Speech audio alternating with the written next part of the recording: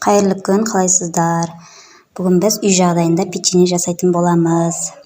Осындай жұмсақ печеньені балаларыңызға жасап берсеңіздер болады. Дүкеннен сатып алмай-ақ жасасаңыздар болады. Осындай жұмсақ болып шығады. Алдымен бізге 2 жұмыртқа керек болады. Атысымызға салып, қант 100 грамм. Екеуін араластырып аламыз.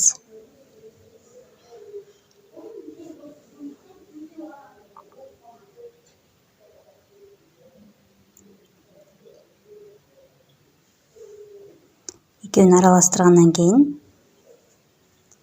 үстіне сармай құямыз. 80 грамм сармай. Мен осылай ертіп алдым. Жақсылап араластыратын боламыз. Разрыхлитель шай қасықпен 1 қасық салсаңыздар болады. Енді барлығын жақсылап араластырып,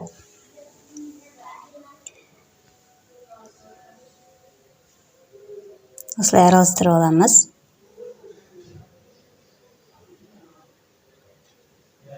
Қолмен елесек те болады.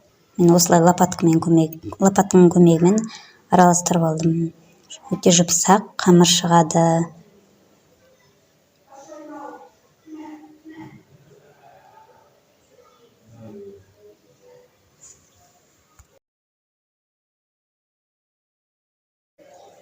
Міне осындай алып билеп алдым қамырымды. Сосын осындай мейіз қосамыз. Қалағаныңызша қосасыз. Шоколад қоссаңыз да болады. Мен мейіз қостым. Бәрін біркелкі етіп араластырып аламыз, біріктіріп. Осылай араластырып атым бәрін.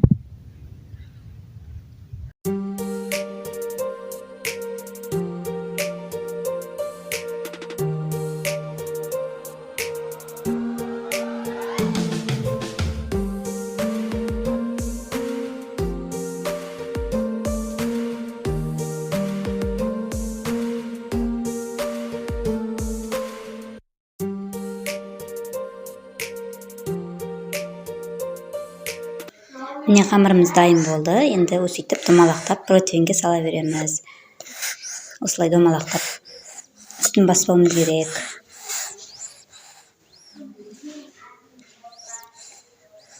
Осылай домалақтап алдым бәрін.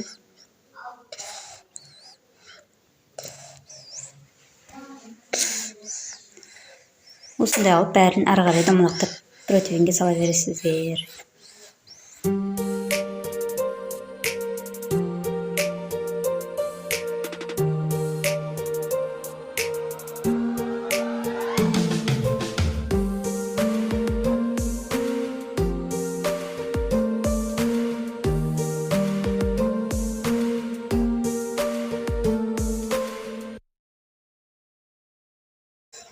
Осылай домалақтап алдым бәрін. Осыны пешке 180 градус қысып тұрған пешке 20-15 минутта пісіріп аласыздар. Міне осылай пісіп шықты.